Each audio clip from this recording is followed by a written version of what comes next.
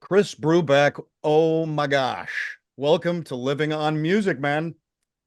I'm so glad to be with you. Good to see you. Oh, sir, there are so many reasons why this is an exception. I mean, I've been doing this, music journalism for 25 years and TV for 40. I lived in the town that is right on the road right here of your parents' house where you lived and your family lived when I was a young boy. So not only is there the legend of that guy, your father, I can't remember his name, Dave Brubeck, one of my favorite jazz people of all time, but you guys lived right down the road. And again, Chris, it's so wonderful to see you, especially because of that. Yeah, well, it's very rare. I don't think I've ever had an interview with someone who was so connected geographically to the family like you are. Well, we'll talk a little bit about my one adventure in that house, which is still, I mean, I still talk about it, Chris, which is because of the moments and the times. But first, there's a lot to talk about with you, sir. You not only have an incredible family and a legacy with your father, but I want to talk a little bit about you and what over the last 5, 10 years, whatever, what have been the moments that have made Chris Brubeck happy doing different kinds of musical adventures, different kinds of different kinds of things? What has it been before the pandemic and back a while and just recently for Chris Brubeck? Wow. There are so many highlights, but because you said before the pandemic, I will say that right before the pandemic was 2020 in January. And with my brother Dan, the drummer, who you Right. may have known as when you were but a wee lad, Right. we're in a group called the Brubeck Brothers Quartet, along Yes. with Chuck Lamb on piano, Mike D'Amico on guitar. And we were Oh, playing on this big jazz cruise in the Mediterranean oh, that was dedicated to our dad because he was born in 1920 and this was 2020. oh, So that happened. That was very exciting because all the big jazz stars were on that trip. And oh. we collaborated with John Clayton, guys like Christian McBride, we're there, like all the top guys. And then right after that was the premiere in Switzerland of a piece that I wrote called Yes. Mary Magdalene and the Garden Dwellers, Right. which is a classical thing I was hired to write to emulate the style of my dad writing for chorus and orchestra with jazz improvisation included. Oh, And then bam, COVID came, and it was very close to being fatal for my brothers Darius, my oldest brother Darius, and my brother Dan. no kidding. Weeks in the hospital, all that kind of, Wow. yeah, yeah. So Yes.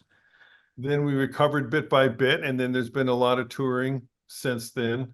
And I keep the last big piece I wrote was a commission from the Memphis Symphony Orchestra for two guitars, one blues and one classical guitar, and that just went down on October 1st, so last year. Well, it sounds like, Chris, that the musical legacy of yourself and growing through your family and through your dad, and we're going to talk a lot about the development of all you guys and Wilton, but it must feel wonderful to have this continue to be something that is moving, that is exciting, that is creating, that is fulfilling to you. Yeah, it is an amazing thing. It's this continuation of our relationship. And then, the giant arc of it is that, I just started out like a little kid like everyone else, and my dad did something. And then as I got older, I realized he was really good at it, and people around the world recognized him for what he did. And I gradually, along with my brothers, crept into being musicians too. But I would say the big arc of my life is I was in his group for several decades Right. until it got to the point that my own kids were in high school, and I didn't want to miss all the years because I was on tour with their grandpa. I Right. mean, Dave Right. was working so hard. He was working 120 concerts a year when he was in his late 70s. Uh, Wow. so I finally had to say, I can't keep up with you, Dad. But in the meantime, we did a lot of composing together. So our Right. relationship evolved from son to collaborator to, it kind of felt more like he was an older brother by the end instead of that stern, whatever, not that he was stern, but that paternal thing. We kind of Right. broke Well, Chris, July 1st was the 65th anniversary of Take Five, which is part of my soul. Not only because you guys lived a mile away down my road, but there's just something so magnificently powerful about it. How did that come to be? You knew it well, and you know it so well.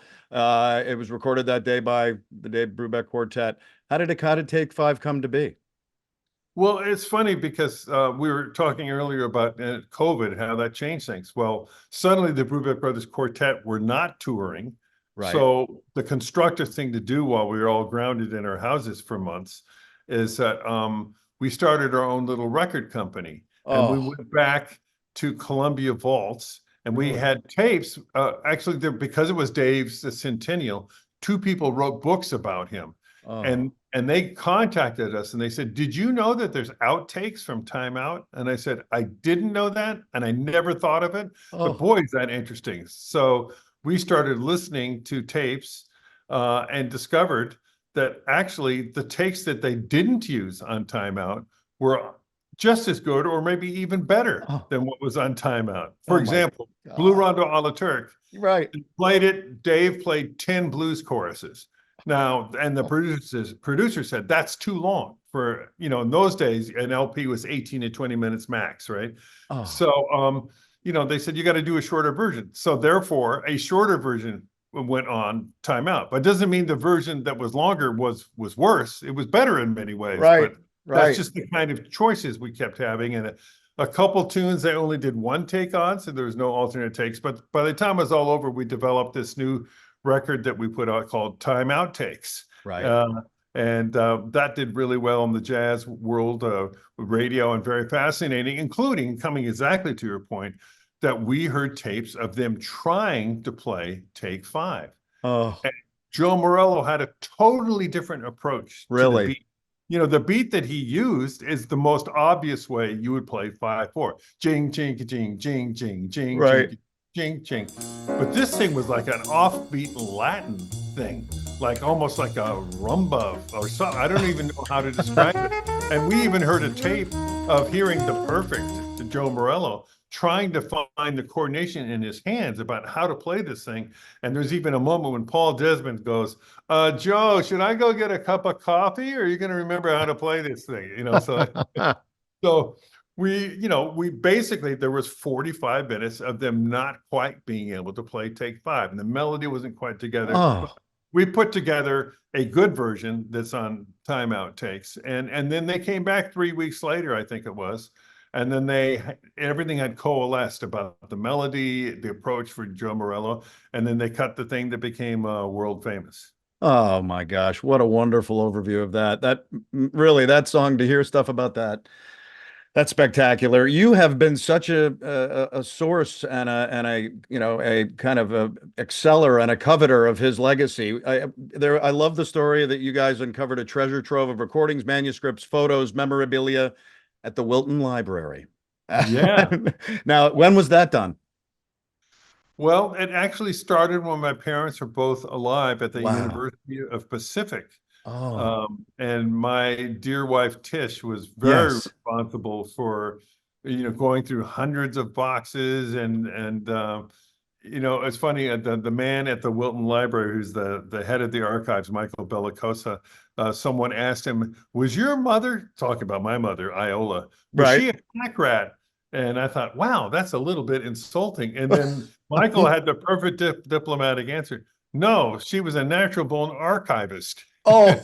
because because she had faith that Dave was going to be important, from the time Oh, that he was so poor that he was selling sandwiches on the streets of San Francisco and right. playing music at night. She always believed that he had an original vision that was going to pay off. So, Right. and the archives that originally were at University of Pacific, there was a change in the president and their, values and expenses and stuff. And so we had a contract that expired and was like, okay, what do we do now? And then the head of the Wilton Library Oh, came to us and said, would you consider moving the archives to Wilton? And it just seemed like such a beautiful thing, which yes. culminated in not only happening, but I was just so blown away because when we had our official ribbon cutting thing, our state senator, I mean, the Richard Blumenthal actually, Oh, and I thought, wow, I can't believe, and this was at a particularly intense time in Washington. I remember saying to him, shouldn't you be like saving the world like right now instead of being up here in Wilton? But he said, Chris, I had to come because when I was growing up, me and my brother grew up in a household where it was only classical music. So oh, our big rebellion, we would listen to your father, my brother and I. I had to be here. This is really important and great for the state of Connecticut. So oh my that God. was an amazing moment for me. And the Wilton Library is the one that was around when I was young there, right? It's the same, but it's probably expanded now. Oh yes, it's definitely expanded. But And I was in that library often, and that is so fabulous to have that be part of your the way you're continuing his legacy. I want to talk about how you developed and how about you and your brothers, and then when we a little bit about Wilton too, but about your dad's life back in the day. I love this punching cattle in the daytime. yeah, What was that? definitely. Definitely. I mean, I got the films to prove it, the old movie eights or whatever. I mean, he was in the saddle all the time. And I think about it was very strange because my grandpa, his father, Grandpa Pete, Right? was you know, I don't know exactly how to describe it, but he was like a rodeo champion roper and was the foreman of a ranch, meaning he wasn't the rich guy that owned the ranch. He was the guy that knew how to run a ranch, be in charge of all the cowboys and stuff. Right. And somehow he was married to our grandmother, who was a classical piano player, uh, who very independently and counterculturally went to Europe in the 30s to study with very famous students of Franz Liszt and stuff like that. Oh, So a town of 150 people, with our grandmother being a sophisticated piano player and our father being a cowboy, totally disappointed. And his sons, there were three of them. Dave was the youngest because they right. all became damn musicians. Born, I could hear my mother practicing because she taught all day, and then at night she went there to the studio just to develop her skills as a classical pianist. So I heard so much Bach and Beethoven and Debussy, Ravel, uh, just the greatest piano music because she learned to play most of it. Chopin she loved. When did your dad begin music? Was it early on when he was a little tiny boy, or Well, when did it begin to him? you asked a beautiful question because in his opinion, which is a little on the outside of traditional thinking, but makes some sort of sense, he thinks his journey to be a musician started prenatally because his mom would practice, every day for hours, and there he was with her expanded tummy right on the keyboard with the fluid inside her, surrounding him in the womb, conducting all the sound. And maybe that's why the two older brothers and him turned out to be musicians. They were hearing Bach and Mozart and Oh, that Beethoven is, and Liszt that all the time. that is so funny. When I was living down on Millstone, right near this house, and my mother was pregnant with me in 1961, they had the Beatles on all the time, Ah, they're just the early Beatles, right before things really hit it all, and and so they said because she was pregnant with me and listening to all this music too, and I didn't turn into Dave Brubeck or anything like that, or you guys or whatever, but I became a musician and a music journalist, and it was again, it's so funny that it's because you're prenatal that, but that makes sense the way it would sound for him for sure. yeah. And then the other thing is that my dad had something wrong with his eyes. He had to have corrective lenses. And Right. we think, going back, they would have initials to say what was wrong with him. I can't even keep up with all the different things, but a Right. coordination in your brain. So it became much more of an ear player. And by the time he was 14, older musicians would swing by the ranch and pick up this kid to play like swing band jazz things, like up at Really? Sutter Creek and all these kinds of places in Northern California. And he would come home and his dad would look at him like, where the hell have you been all night? I don't care. Get out of that little monkey suit and put on your chaps because you ain't getting a break from me. You're riding at sunrise along with the rest of the cowboys. That was his Oh attitude. my God. So he was doubling his life, music Yeah, and music and cattle. yeah, he really was. That was dyslexia, right? That he had? Yeah, yeah, that was to be the right term, probably. Yeah, that's amazing. And it's really interesting because it's a famous story, but I know it's literally true. Dave ended up going to University of Pacific, where the archives originally were, Right. uh, to become a veterinarian because he actually felt very guilty that he couldn't fulfill my grandpa's dream of having a cowboy. And he thought, at least I can be helpful in the ranch. You know, he really wanted to do that. Right. But there was some sort of chemistry lab thing he had to take, and he almost blew up the lab. And the teacher said, Dave, get out of here. Go across the street. That's where across the diag, you know, in the lawn. That's a conservatory. That's really where you belong. Dave went there, and a lot of people felt he was the most talented student they'd ever had. But when it Oh, was time for the final exams, he had to write things, and he couldn't use his ears because he didn't hear them. He had to, and they said, "Oh my God, this kid can hardly read. What are we going to do with him?" And half the faculty said, "We got to flunk him."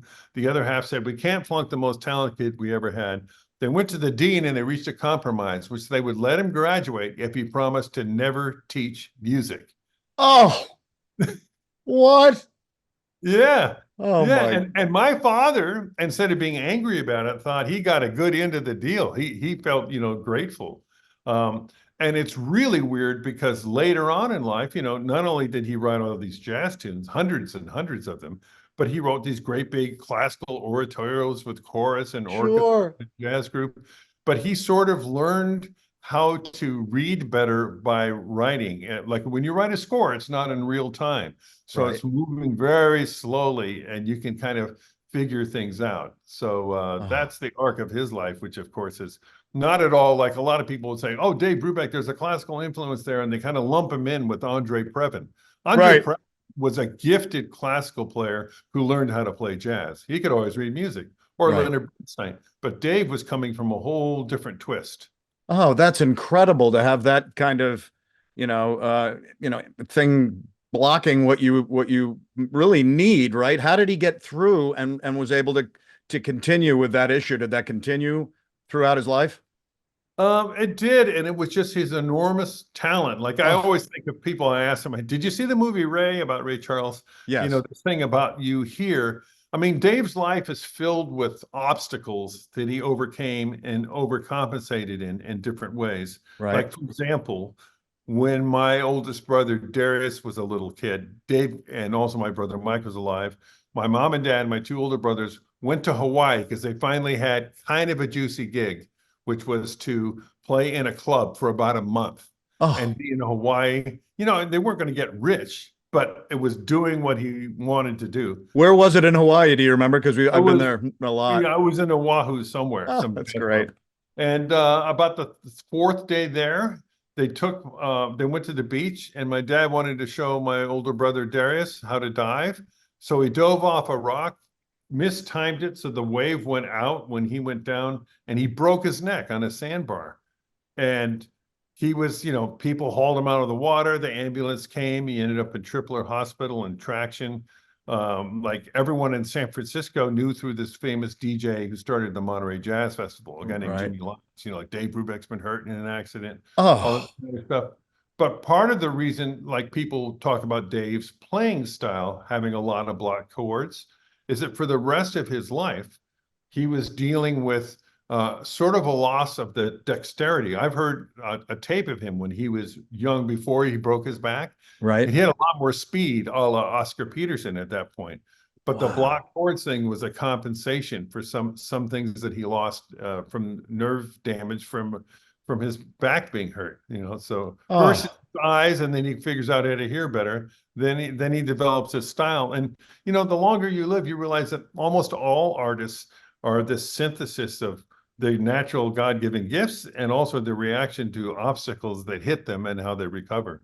oh my gosh. Boy, that just elevates my love for your father even more. The fact that he was able to become who he was, dealing with that he and your mother met when?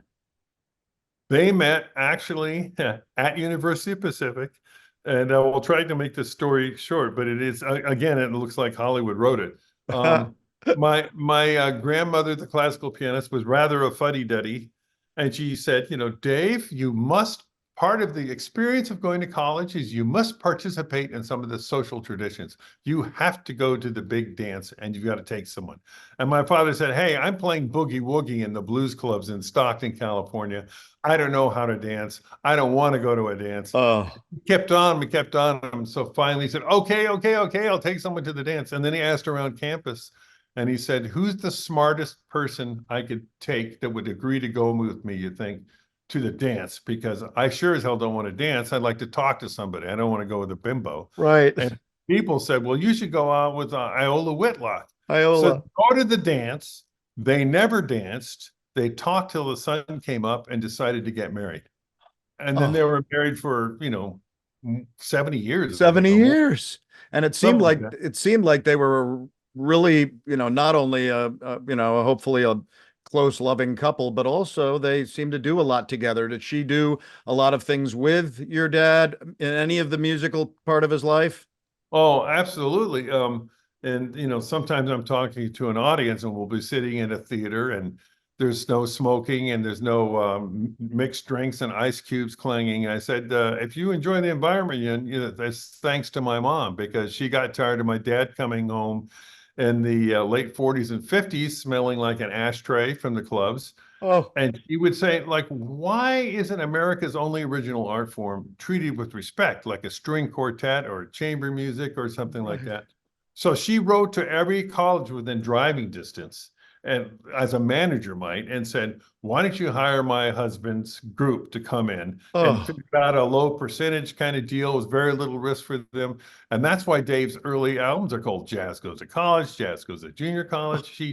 She figured out a whole different way to skin the cat, which turned into people taking jazz seriously enough to put it in concert halls. Oh, spectacular. What a wonderful partner to have to join in with him as he was beginning his massive ride in music. 1947, you just talked about the late 40s, early 50s. Darius is born, named after Darius Milhaud. Yeah, Darius, and it's very funny. It's spelled Milhaud, but you say Mio. Mio. Darius Mio. The French make everything difficult to do. Oh, Darius Mio. There we go. There you go. Oh, we got it with the little... right. And he was the eldest of the children, right? In 1947, has become, again, through his life, right? A pianist, a producer, author, educator, performer, things like that as well. A lot of things. We'll talk a little bit about each of their development in your eyes. Michael, born in 1949. There were two brothers, and then you came in 3 years later.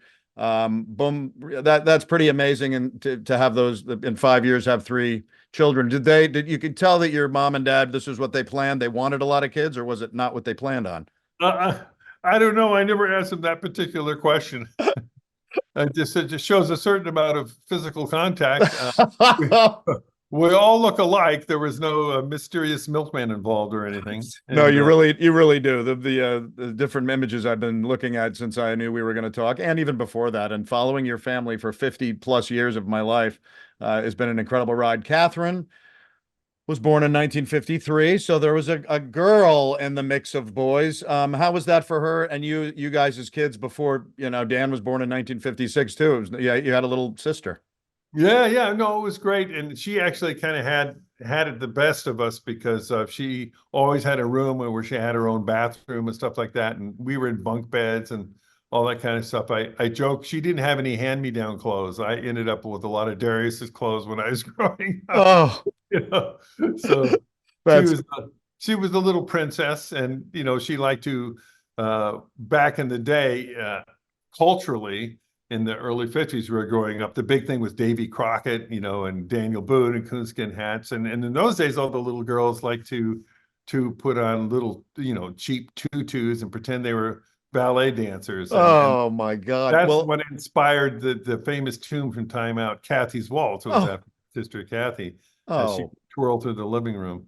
Oh, how spectacular that is. I did read that Kathy was an actress for a while when she was younger or at some age. Yeah, And she was involved in theater, the Little Wilton Play Shop. She had a couple well, schools, there you and go, my friend. My mother was an actress, Yale trained drama school. She wow, she she she want I was she really thought we really thought she was going to be an actress in film. She auditioned for The Godfather for Diane Keaton's role for the main K wow.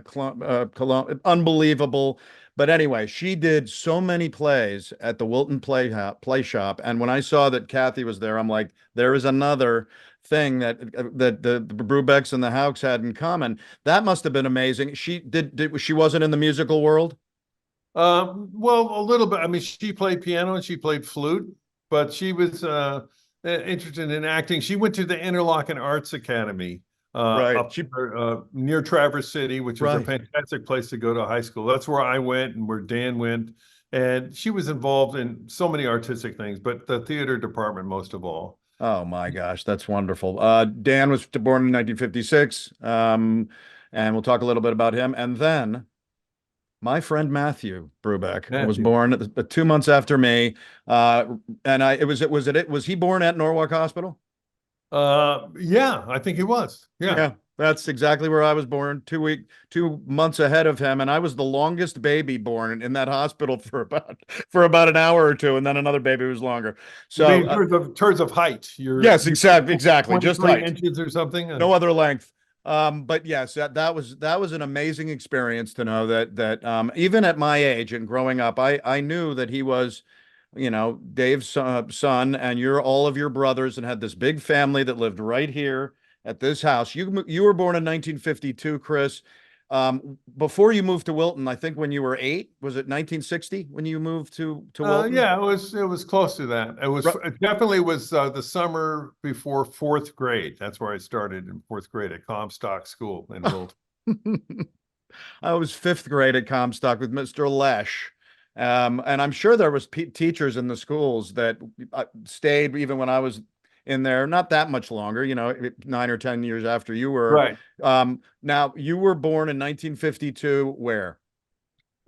Actually, technically in Los Angeles, that's where I was. Dave was on the road playing a long club engagement in LA with Paul Desmond and some of his musician friends. And, there was a crazy apparently the house that we were living in, I mean, when we lived in LA, I'm not exactly sure the exact house I lived in when I was born, but I know in that time, in that area, we had a housing situation that was very interesting because the little people that were in the Wizard of Oz lived upstairs from us.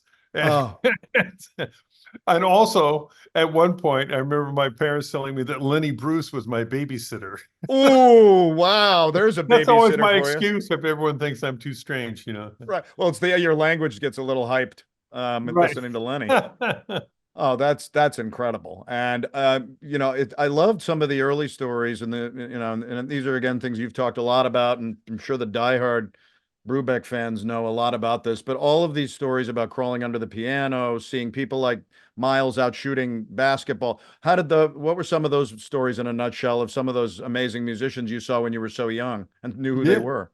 Yeah, well, I mean, at first I didn't have a perception of how important they were.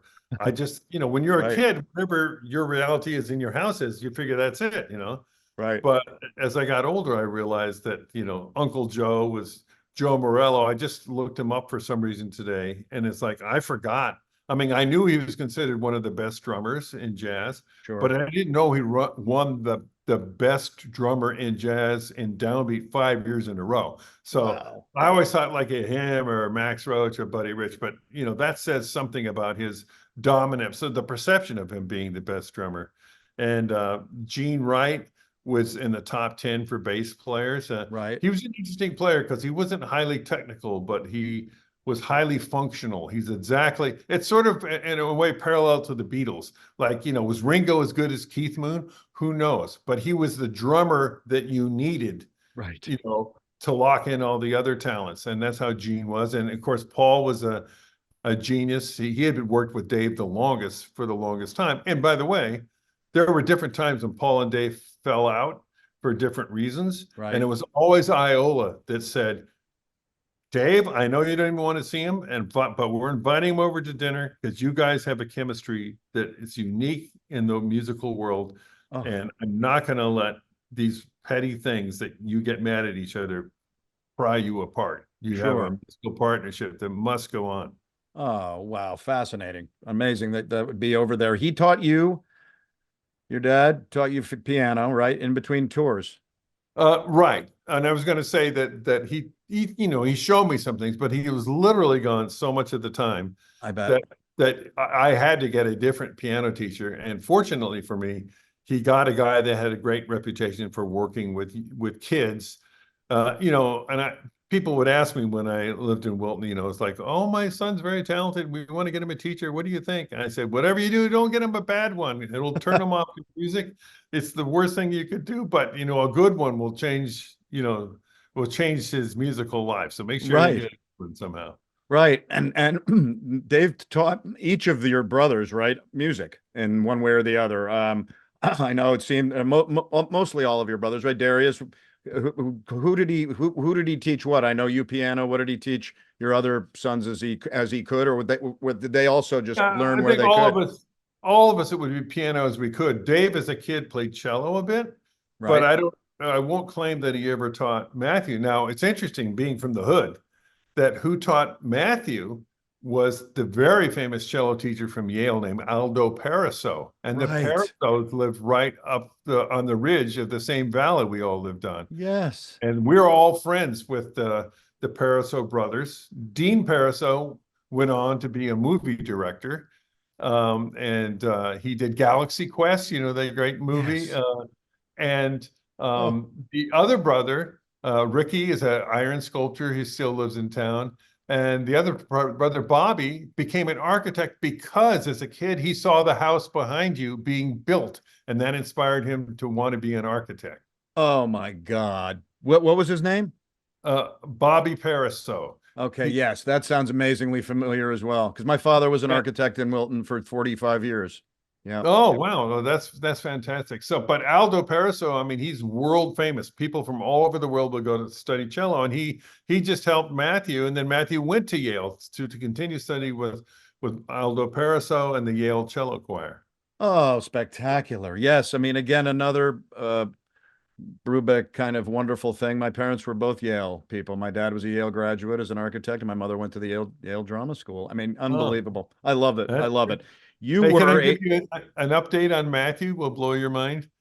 please do. I was going to bring him up, but please bring it up. Yes. Yeah, well, we're this close to talking about him. He was in the Brubeck Brothers Quartet for about 6 months. And then he said, I really want to not be so involved with Dave's music. I really want to make my own path, which I Okay. understood Yep. because for me, the first thing I did was invest a lot of energy into my rock and roll groups. I Oh, figured my wow. dad had Yes. that sewn up. So in the 70s, I recorded, I toured, and finally Yes. I came back to the jazz fold about 76, 77. Wild. But Matthew, it was so funny. After being in a group for a while, he said, no, I'm moving to San Francisco. I'm going to take a break, do my own music. But he got invited to participate in a Tom Waits recording. Oh, And yeah. so he did that. While he was at the Tom Waits recording, someone said to him, Matthew, I know this young singer-songwriter girl, and she's pretty talented, and she's looking to do something different, like tour with a cello, maybe. You might be a good fit. So he said, oh, okay, I'll check it out. That turned out to be Jewel. Then he's on tour and all the circuits at Jules and including Lilith Fair, that. Yes. Then he met the Indigo Girls, Oh, and love them. then that went on to it's funny, we're having a little senior moment. Oh yeah, then that meant to him being exposed to and hired by Sheryl Crow. So he was on Oh, wow. so he was on tour with her for years. And Matthew turned out to be very tall. He's 6'8". He couldn't Oh, stand being cramped into a bus on this little sort of situations. And so he said, that's it. And he said, I'm kind of retiring. I'm teaching. I'm moving to Canada. And then he got a call from the Dixie Chicks. Please, Matthew, do one more tour. oh God. No, That was great. the last time he went out on the road seriously. So your friend did all those crazy things. With like all the most amazing female groups that have been around for the last 25, 30 years. That is really something else. I'm telling you. I'm trying to remember now whether was he tall early on? No, not so much. He had a Okay. big thing where he sprouted a lot in high school. Because I mean, again, I think when I came over to this house behind me that you guys lived at, and I went in, we did. I said pre-show, and I love talking about it now too. Is that I remember swimming in some small little pool at the now what where that was down in the basement. There was a little pool Yep. area. Yeah, there was. And that was there again because Dave broke his back. It was like one of those things where the water could, he could swim against the current. It was a good exercise. And also just to get the gravity out of the situation by him floating. Oh So my that's why gosh. it went in. We came up exact. That's amazing to hear too. To know I was in that same area that because of him. Here's the main room, and I remember that vividly with the piano again. Right here. Was that a piano that he played, or is that Well, just? absolutely. That's the piano that I'm right next to right now. It is. Yeah. Oh, Yeah. that's so wild. Oh yes, I love that, and it was such a wonderful experience. It was only a one-off coming over there that I was able to do that, and looking out the window. There was this beautiful pond again with now that was a little island over there or Yeah. something. Did you guys use that to go out and enjoy? Well, I know you appreciate this story. First of all, when we bought the land to develop this house and property, this was an old crab apple orchard that had gone to rot. So Oh, my mother's father, Grandpa Charlie, who was a forest ranger, came out, and one summer, all of us kids worked with Grandpa Charlie to clear this all out, and we left this little island. Um, and what's interesting about this is that all the time, like my rock group might crash at Dave's house in that big room. We'd have sleeping bags. We sleep in that living room. Or Darius's group from Africa would be over there, or Dan's group, just musicians in and out. One summer, Dan brought another drummer back from North Carolina School of the Arts, and there were two drummers living in our house, which is a cacophony you don't want to wish on your worst enemy. right. And so you'll see there's a little house behind you on this island. And Dave built that place so he could get away from all the damn drums, and he had electric piano out there, and he would compose out there just to try. Even though he had that big studio, he's so Oh, good with the space and the invasion of all of us young musicians. That was his escape, so he could go oh. right on in the midst of nature on that little island. What a wonderful story, Chris. Thanks for that, because that's really one of the things I remember most is looking out the window, because isn't the window right here? Isn't that the window, Yeah, again, you would right look over out as as your fingers pointing, you go down the hill, and there's a little pond, and or pretty big pond back and there. there was a huge fence in front of the house on the road. So Yeah. it was pretty, you always drove by and you're like, am I going to see Dave? Am I going to see one of the guys? Because I didn't really ever go over there again. But again, I thank you for sharing some of that, because it really is an incredible experience to have shared at least a little bit of my childhood with Matthew, and then to also just be a part of the same street for many years. You came into Wilton, you grew up. What was, you took lessons in piano, you took trombone, right? Of Right. course, before teaching yourself bass guitar, Yeah. which seems like that's been a big deal for your life. Which one you seem to cross section through it all. Which one still rings you biggest? Is it piano? Is it bass? Is it trombone? Well, piano is definitely my third instrument, and Okay. I play in bands where like Chuck Lamb's a great pianist, and I've worked with great pianists, and Darius is a wonderful pianist, much better than me. But I can manage. Occasionally, I surprise everyone how good I am, and myself too, because I'm not saying I'm the world's greatest pianist, but I'm going like I spend all my time playing electric bass. How is it that I even know how to play piano at all? But Right. it's something that over years from being in rock groups like you were. Yes. Like I play bass, and someone say, "Hey, we could use a piano." I said, "Well, you play bass, I'll play piano." That kind of stuff. So you Um, played bass in your rock bands in the 70s when you were starting? yeah, Oh, yeah. cool. I Oh, wow. sometimes switch to piano, and sometimes I pick up the horn, and Who it's like the trombone people really like because, there's no electronics between you and your air and your soul, and it comes out. And so that's kind of cool, but it takes a lot of work to keep it up. And then the bass, I love playing bass because of the functionality of it. And I've been playing fretless bass forever, because when I joined my dad's group, I wanted to be one of the first rock and roll guys to play a fretless bass. And for what it's worth, I was. But when Dave said, come on the road, I thought, like, well, do I want to learn how to double bass to fit in like everyone else? And the answer was no. I can fit my bass in the overhead compartment of an airplane when I get on as a passenger. So I've had the same bass since 1969. Oh I'm my still playing. God. It's a long time to be playing one instrument. Well, your father wanted you to go to college, right? Yeah, and I did for a little bit. Right. Um, Which college was that? University of Michigan. Oh, wow. And but I can distill it all into one thing, which is my dad really wanted me to go to college. I did well. I was in like the president's circle for good grades and all that stuff. And then we were doing gigs together. We did a thing called Two Generations of Brubeck, which was my group, his jazz group with Jerry Mulligan, Darius's group. We would go to Oberlin or someplace. All three bands would play different gigs over a weekend, and then we'd come together. And then I'd say to my dad, I said, I missed every class between midterms and finals because I'm on the road with you. Right. Because you're a professional musician. To learn how to be a professional musician, but I can't attend classes because I am a professional musician. Yes.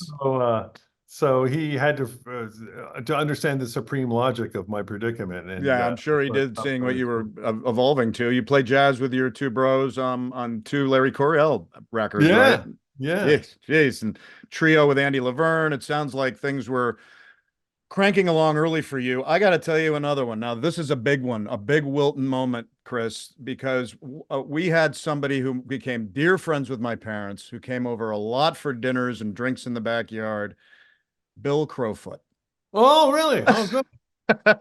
Yes. And to learn through my research of you that he was such a big part of your world for a long time, 20 some odd years till the end of the 90s.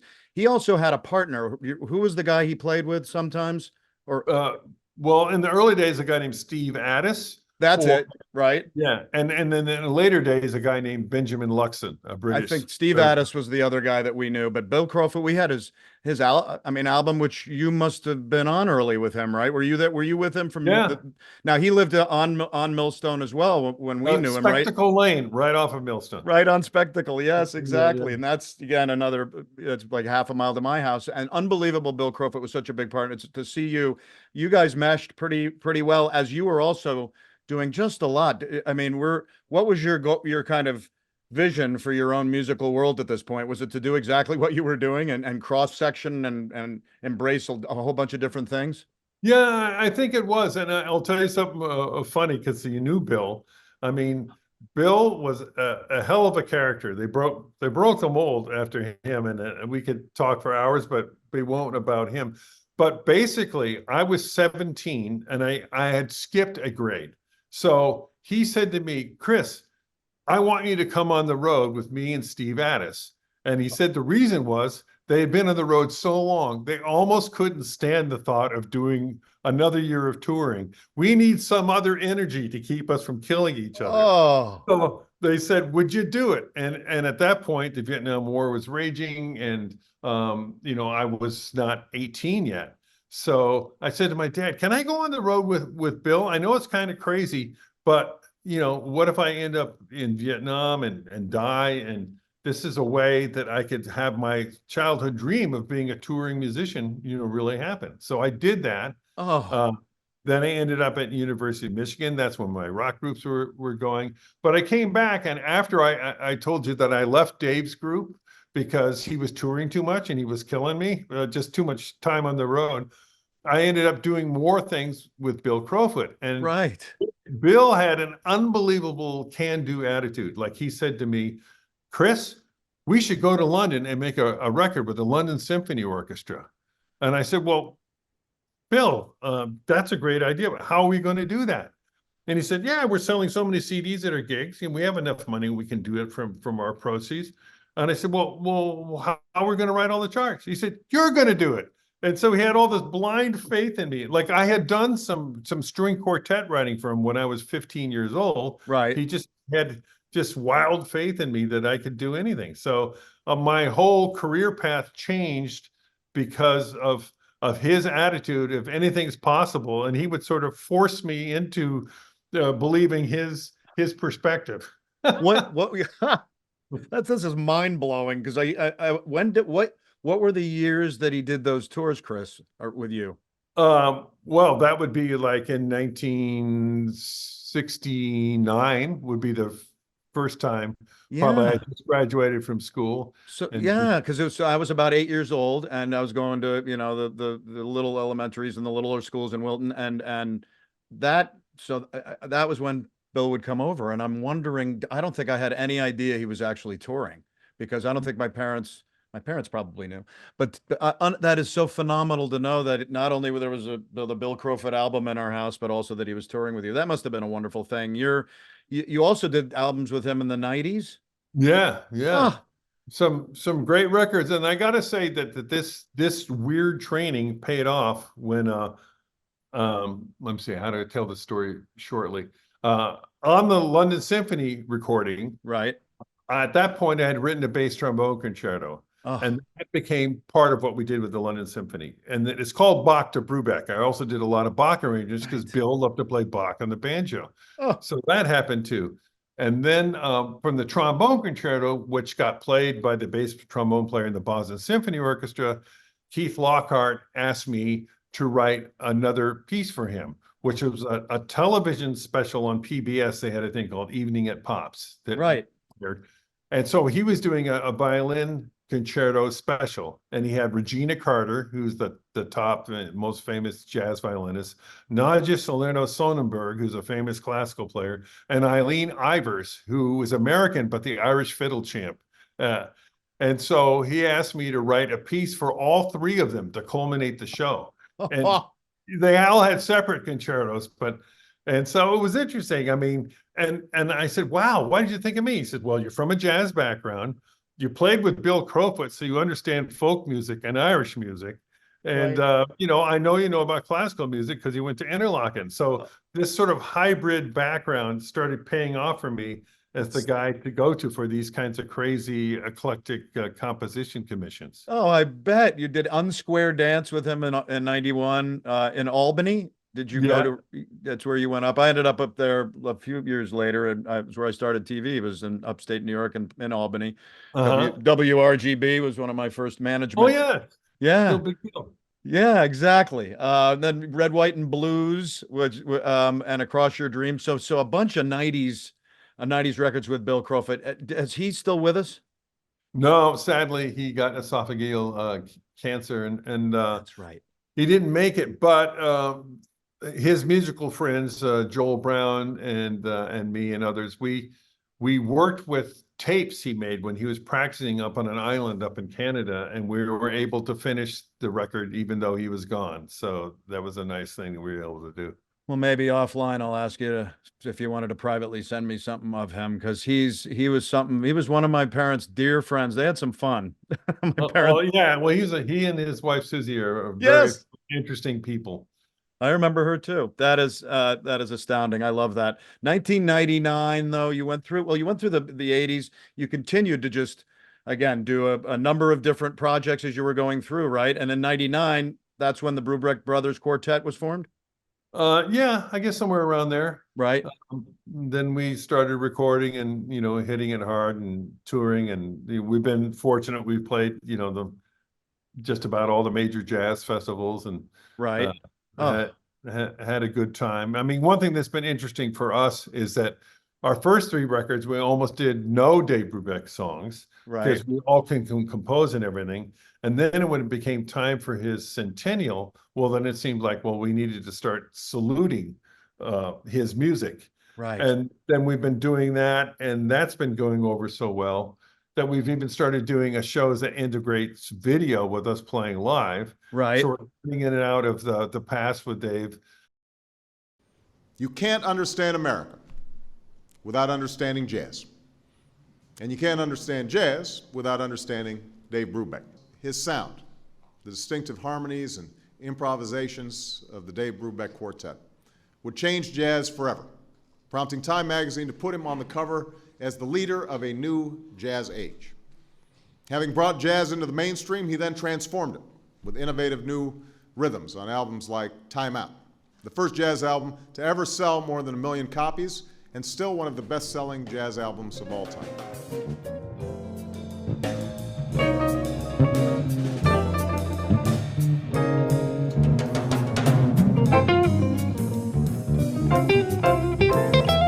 The Brubeck Brothers Quartet honors the life and music of jazz legend Dave Brubeck in this centennial celebration.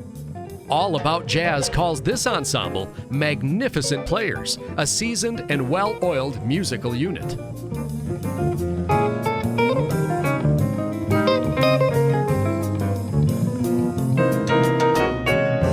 Don't miss the Dave Brubeck Centennial. You know, we're at the cusp of maybe we have to start going back to just being us and not so involved. I mean, that's you know, quote unquote, the burden of this.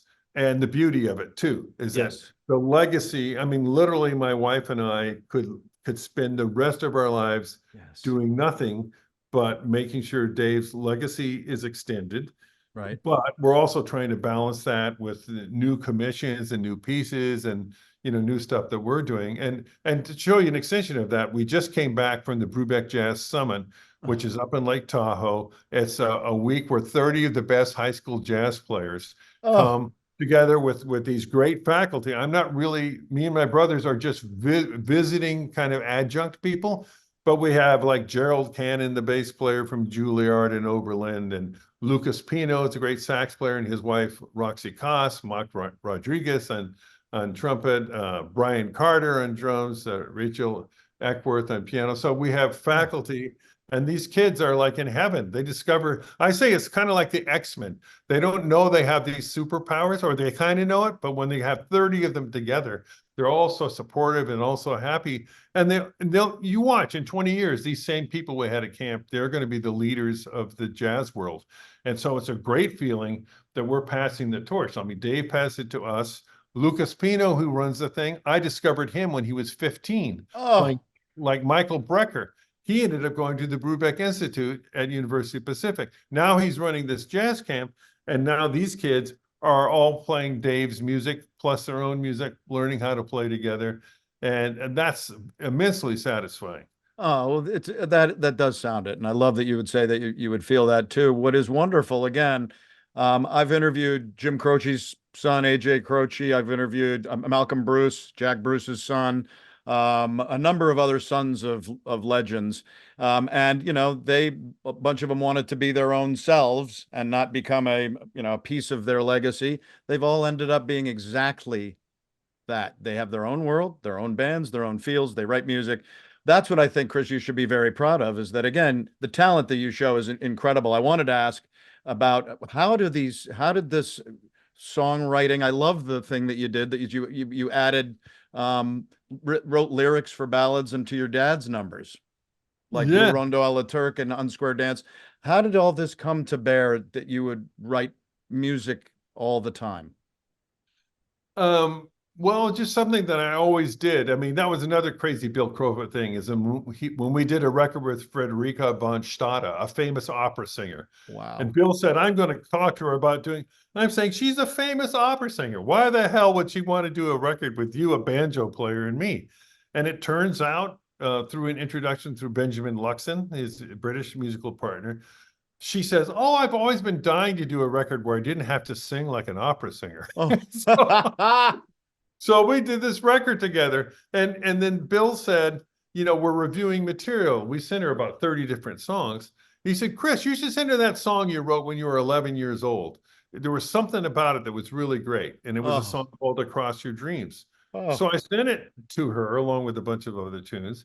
And she said, I love that tune. We just need to sort of push the harmony a little more. You didn't have the harmonica language when you were 11, but the essence of it is there. And that ended up being the title song of that particular record. So again, you know, I never would have done that without Bill Crowfoot.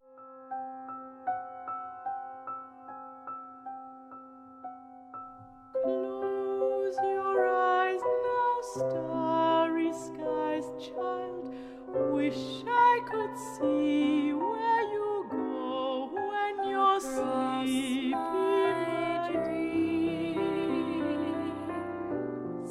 There is a still enchanted land, and unknown peace I wish to understand.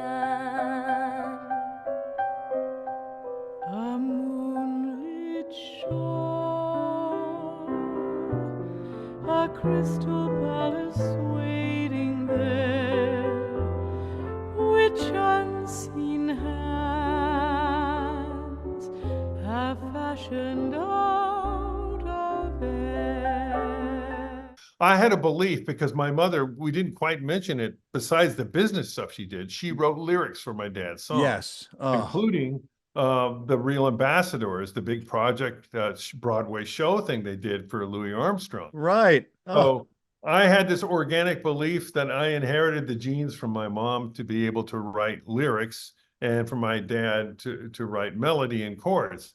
And so I put it together, and I've written some good stuff over the decades. Yeah, I can see that. And I mean, again, we could go on for hours, but you have, you continued with the BBQ, you did other things, but you did Classified, which sounded like a wonderful record in 2008. Was that one of the ones that you're most proud of? Yeah, in a sense, I got some fantastic reviews because Yes, you did. I wrote a piece called Vignettes for No Net. It was a commission from the St. Paul Chamber Orchestra, Philadelphia Chamber Orchestra Society, and up another place in Maine. And the idea was write a piece for woodwind quintet plus jazz group.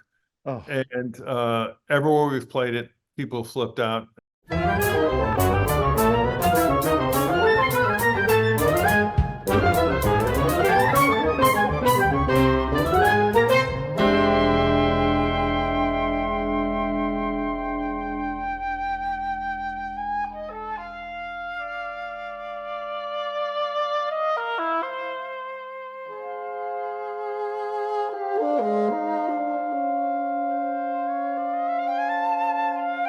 And in fact, it went over so good that we started having to have an encore. So then I wrote a woodwind quintet version of Blue Rondo, which led to another encore. So that became the woodwind quintet version of Take Five. So that was a lot of fun. And again, that proves, it goes back to Darius Milhaud, even Dave's original teacher. Wow. Because, he was the first guy. He was very famous in France as being part of the elite classical modern composers of the day. This is after Eric Satie and the 1910s and stuff. He came to America, went to Harlem, heard this great music during the Harlem Renaissance, and he said, oh my God, they're sax players and they play this thing called jazz and it's got blues scales. And he was the first guy to put it into European music, blues scales. It was in a piece called The Creation of the World, which he had that. Oh. So, it's just incredible that this idea of having one foot in jazz, one foot in classical, Milhaud encouraged it and loved it. And then the guy named Gunther Schuller called it third stream music. And he founded the New England Conservatory of Music. And Leonard Bernstein was another champion of this. We don't have to be separated. You can integrate classical and jazz music to great effect. And think of West Side Story. What a great integration of those two things, Yes, my parents in that house on Millstone Road had that album, and that was one of the ones I'll never forget. They had a cross-section of records, a lot of Broadway shows, some Bill Crowfoot, some Dave Brubeck, some things like that, Beatles, but it was a wonderful, wonderful room to listen to music and grow with it. You had in the mid-2000s, over the last 10 to 12 years, did you do lifetimes and then timelines? What were those like? Yeah. Oh, well, it was like people started telling us, you can't just do a good record anymore. It has to have a theme. So Dave had done this famous tour in 1958 for the State Department, where Louis Armstrong, Dizzy Gillespie, and these guys had gone out. So we said, okay, that'll be the theme so people can talk about it. So we did our own very updated versions of the tunes that were either written on that trip or played on that trip. And it's also because that same tour is the same thing that spawned the Real Ambassadors. The idea being Uncle Sam, the Eisenhower administration was sending jazz musicians around the world to proclaim to everyone jazz is freedom. Freedom reflects the United States of America. Oh, It's a democratic process. You got 4 people on stage or 5. Their voices are represented. And, Voice of America was a big deal. It was like the internet of the day. They would broadcast news in jazz.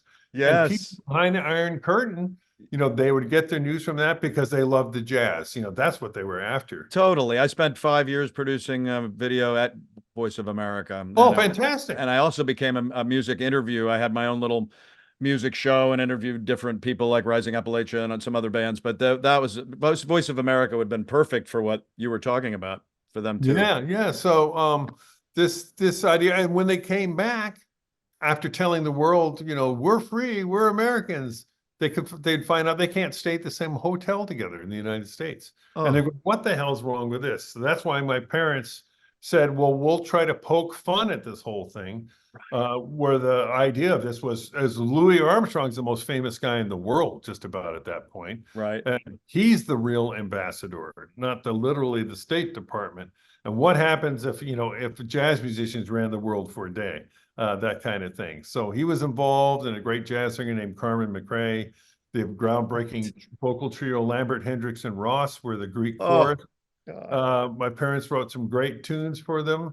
And it never got up as a Broadway show, but Time Out had been such a big hit that Columbia agreed to book everyone in the studio and record this thing. And so I'm so glad they did it. And every once in a while, there's a production that pops up somewhere, like a concert version of this thing. Oh, there is a mega amount of music that we've talked about in the last hour that I'm going to go find and listen to so I can bring even more Brubeckness into me, because you guys were, again, such a part of my youth, just living near, and this has grown everything. I had to ask you, as we wind down here, you've done some stuff with some pretty amazing people, and I was just going to pick a couple randomly and let you say a few sentences about what it was like working with them. Meryl Streep. Yeah, on a Bill Crowfoot project, and she was such a kind person. And actually, I was never simultaneously in the same room with her. Right. We were all, she would do her part, I would do her part. But she was so sweet to get involved with Bill's idea of what he wanted to do with Shakespeare. And have Shakespeare sonnets, interspersed with different things that he was doing on the banjo, either Bach or Mendelssohn or whatever. So, and I met her backstage at the Kennedy Center Honors. And she was the sweetest person. And as a matter of fact, we were backstage in like kind of the improvised green room, which is some curtains on strings and stuff. Right. And they were showing the film that they showed of Dave riding his horse, when he was a kid. And she turned to me and she said, it must be so great to work with your dad. And she started crying on our behalf. So that shows you what a sweetheart she is. Did she sing on the record, or did she speak? Did she talk? On that record, she only spoke, but I've heard her do some damn good singing. Yeah, she did great singing in that show. That's with Steve and what is it about the murders in your murders in the building? Oh yeah, Murders in the Building. And she did this whole amazing song part of it, and I'm like, wait a minute, she sings too on top of it. Yeah, right. Another some of these other people may have again been studio things. Willie Nelson and B.B. King were also people that you had done stuff with on different records. That's neat to be associated with them as well. Yeah, well, Willie Nelson was, and I knew Mickey Raphael, the harmonica player. Oh, yeah. And he invited me to come to a show at the Stanford Palace, and he said, "Hey, bring your horn." And I said, "Oh, that's it." And then to my amazement, Willie Nelson invited me up on stage to play Cowtown Boogie, which is pretty crazy. The best thing about that is that some of my son's baseball peers were at that concert. Oh. He was a sophomore and they were seniors. And when they saw the guy from the stands in the dugout go up and play trombone with Willie Nelson, boy, did my son's stock go up. And with B.B. King, it was fantastic. We were playing at the Montreux Jazz Festival. And the guy that organizes the festival, a man named Claude Nobbs, said, "Hey, Chris, why don't you go up there? And I want you to go up there with a guy, harmonica player named Sugar Blue." Sugar Blue I knew because When Sky King, we were looking for a new harmonica player. He auditioned for our band back in like 75 or something like that. And Oh, so that was fantastic because I just kept praying, please, BB King, don't play something in like F sharp or some horrible trombone key. And a little secret about BB King, you know, he always plays these little intros where like there's 4 or 5 chords, a little runs, blunk, right. Sure. he doesn't play the same song in the same key every night. So what he does is that he's setting up a new key, and Calvin Owens, who is their section leader, I can't think of the right music director. He had perfect pitch. He'd turn around and go to the whole brass section. He'd go like, which would mean like 3 flats, and they would all have to transpose their parts. None of them are reading music, just by ear. Okay, new key. And luckily for me, he played a blues that was in a nice key for me, and he invited me to sing on stage for a while. And that to me, like that was like playing with Louis Armstrong. I mean, I bet. that's like, I consider BB King, Louis Armstrong, Willie Nelson. These guys are not just normal human beings. I think they're kind of like cosmic music angels that are sent to us to be on this earth. You know? Absolutely agree with you on BB King. Sorry we lost John Mayall on Monday. That was a big loss from the blues life. Another last thing I probably wanted to mention, which I've watched, I've loved this. It was at the Kennedy Center Awards in 2009, about 15 years ago, and it was Darius, Dan, Matthew, and you doing the tribute. I saw that, and I recognized that it had to be them, you guys, and it gave me chills and almost tears to see all you guys. Was that a moment and a half for you and your brothers to celebrate your dad in that context of Kennedy Center honors? Absolutely. I think I had, and I think everyone is, we all recognized that was going to be the pinnacle of what Dave's recognition was going to be, and for us as a family. And I don't know if you know this, but when Dave, you know, they request, who do you want to honor you? Like if it's Robert De Niro, he'll say, you know, Christopher Walken or something like that. But Dave said, I want my sons to honor me. And the producer said, no. And my dad going into that whole thing was so disappointed. But secretly, they contacted my dad's manager and said, we really do want them to be there.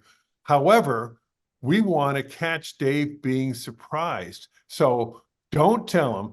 Actually, I rode all the way to Washington in a car with Tish and my sister Kathy. I never told my sister Kathy. Dan was in hiding in a different hotel. So was Matthew. Dave knew that Darius and I were there staying at the same hotel. So we had secret rehearsals with John Faddis and Herbie Hancock and Christian McBride and all those guys. But no, Dave did not know that we were going to be there. As far as he knew, he was disappointed. And so when the reveal comes and that piece of scenery that looks like the Time Out cover rises, you can see his mouth and he says, son of a bitch. Yeah.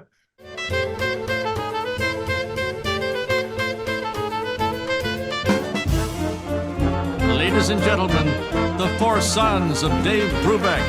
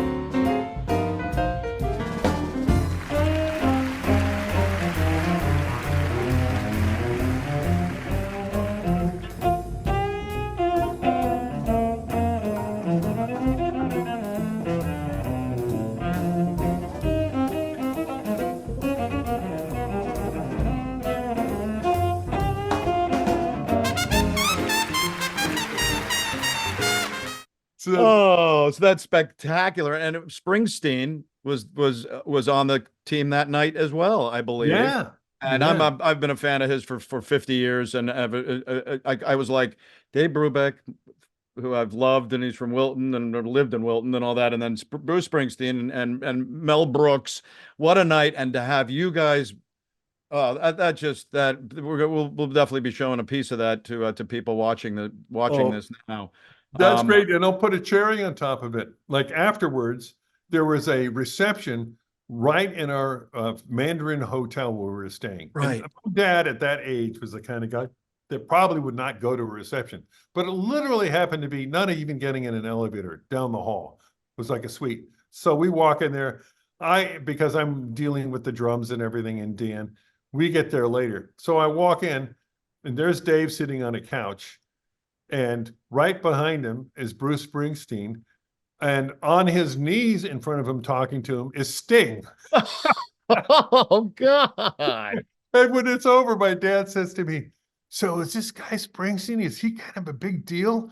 And who's that other guy?" I said, "Sting." And they said, he's one of the first rock and roll guys to really embrace playing in odd time signatures. He's a great bass player, singer, and he thinks fluidly, and you probably influence him to have the courage with Unsquared Ants at Take Five to play rock and roll in odd time signature. Totally. And I that what an incredible moment that had to be. And also it does show again the overwhelming tribute and legacy and respect that your father still has. I am sure you still feel that you do the legacy, you still do a lot. As you said, you could do nothing but that. It must still feel wonderful that his reputation and his legacy it seems like it's going to be eternal, Chris. I'm serious. Yeah, and the last big project we just did last month, Right. I was going to ask about that. Yeah. yeah, was in Houston, where there was a Houston Chamber Choir. I wrote a lot of new arrangements and lyrics of different things. And this is a whole different generation discovering Dave's sort of classical choral writing side, plus the chorus jazz side. And even when Dave was alive, he had obviously the most leverage he could ever have. Just, I would say 80% of his audience didn't know that he wrote classical music. Oh. And so I know it was a bit frustrating for him. So I'm carrying the torch, and his battle there with Don Quixote and the windmills, that people still will recognize, the multi-talents that he had. And I know a lot of very learned people says he's a really important composer. Maybe someday he'll gain this following like Charles Ives, and a real American original that didn't come out of any conservatory, but sort of created his own world and his own work. And the biggest thing it shows through in his music, he's so sincere because he's not super duper educated in a classical technical way. He's going to the heart of the matter, and when he hits his mark, it's incredible. Oh God, it sounds like it. And the fact that I was in your living room, and I want to believe that I had met him, but he was probably on tour. Would you think that the chances of me meeting him? I thought I did in that living room. You may have, And I loved being home when he was home. I thought that, and that's what I want to believe, and that's what I tell people is that I'm almost 99% sure that I met him and spent time. He passed. It was about 12 years ago, I guess, and your mom 10 years ago. That I know that was always rough. I lost my parents 3 weeks apart in 2004. Ooh, that's rough. That was very very rough. But again, it must have been an incredible experience to have those two as parents in general. Definitely. And I don't know exactly what my religious philosophy or anything exactly is, but to me, it's just so incredible that my brothers and I, two of my siblings are passed away now, but the four of us that are professional musicians still are professional musicians. What are the odds of that happening? I always have this picture that we're in the great waiting room in the sky, waiting to see where are we going to come down as little tiny babies to be born. And then somehow, well, these people, Dave and Iola, they look pretty incredible down there. Like, okay, let's take the golden parachute and jump down. It's like, I don't know how we all ended up together, but I think it's some kind of karma beyond this lifetime that I can't quite fathom, and I consider myself incredibly lucky to have been born into this family with so much talent, vision, and love. Wow, that's absolutely beautiful to hear. And I couldn't be feeling more lucky to have had this experience to not only talk to you about you and your brothers and your music and your father, but also this house and that part of my life was so incredible to know that the Brubecks were down the street because the respect was huge. I wish I'd known everybody more, but it was, it was such an incredible experience to have you on Millstone Road together and also to hear your story. Chris Brubeck, I can't thank you enough for being on Living on Music with me. Oh, it's my extreme pleasure. This is really great. And I hope other people hear us talking and feel some kind of inspiration. I think they will, and I think that it's just going to be a wonderful ride, and it would have been perfectly wonderful ride even without the Wilton element. But the fact that that we were there, and again, you graduated from Wilton High School. No, I graduated from Interlochen Arts Academy. I left at ninth grade because I was the last kid cut from the basketball team. Oh, I said, if I can't do that basketball, but here's a great irony. My son went to Wilton High School and he was on the basketball team and ended up being the captain of the basketball team. oh, Karma, right? that's fantastic. I love that. Well, thank you again for this, and again, long live your dad, mom, your family. Say hello to Matthew for me, and maybe he'll be like, "Oh my God, that guy, that's right." And I came to our house when we were about 8 or 9 years old. But thanks so much for being on Living on Music. Thank you again. I'll be sure to tell Matthew hello. Yeah, keep in touch.